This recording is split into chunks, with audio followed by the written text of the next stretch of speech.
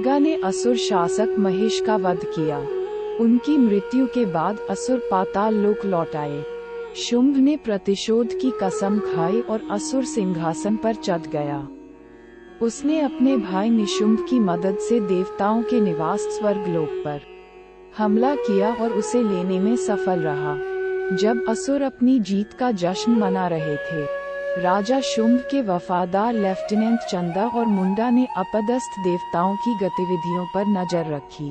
देवता हिमावत पर्वत पर पहुंचे और देवी दुर्गा से सहायता की गुहार लगाए।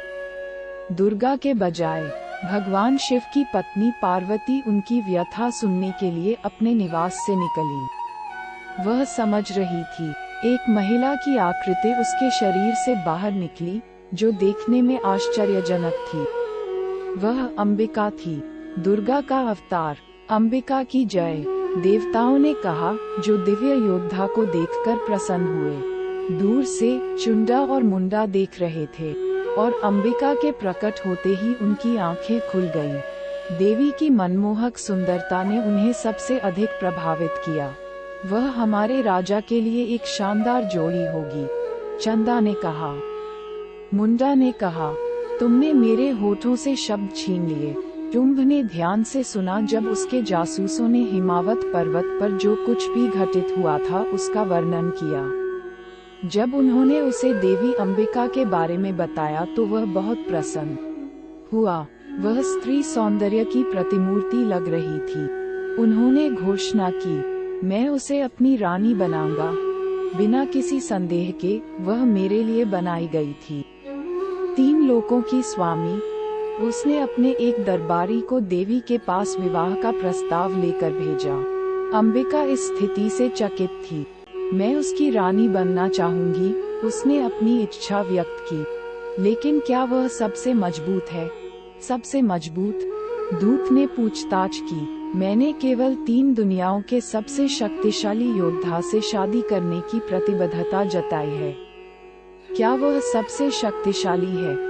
वह बहुत मजबूत है, दूत ने टिप्पणी की। क्या उसने देवताओं को परास्त नहीं किया? आपको आश्चर्य हो सकता है। हालांकि क्या वह मुझे हराने में सक्षम है? केवल अगर वह मुझे युद्ध में हरा सकता है तो ही मैं मानूंगा कि वह सबसे मजबूत है। अंबिका द्वारा उसके प्रस्ताव को अस्वीकार करने की सूचना देने के लिए राजदूत व्याकुल होकर अपने स्वामी के पास लौट आया। शुंभ चिढ़ गया। उसका अहंकार उसकी सुंदरता को पूरक करता है, उसने कहा। लेकिन उसे उसकी जगह पर रखना होगा। उन्होंने अपने सेनापति धूम्रलोचन को बुलाया और उससे अंबिका को अपने पास लाने को कहा, अपने राजा के आदेशों को पूरा करने के लिए। धूम्रलोचन ने युद्ध में कठोर सैनिकों की एक सेना के नेतृत्व में मार्च किया। अंबिका को देखते ही वह जोर से चिल्लाते हुए आगे बढ़ा। उसके निकट आते ही देवी स्थिर खड़ी रही। उसने कहा। जब वह काफी करीब आ गया, ध्वनि तरंग धूम्र माथे लोचना के मध्य में उतरी और पूफ, वह राख के ढेर में तब्दील हो गया था। जब शुंभ को अपने सबसे वीर योद्धा की मृत्यु का पता चला तो वह क्रोधित हो गया। वह चुंडा और मुंडा की ओर घूरते हुए चिल्लाया, वह मेरा मजाक उड़ा रही है, वह मेरा मजाक उड़ा रही है। उसे कोई अंदाजा नहीं है कि उसका मुकाबला किसके खिलाफ है।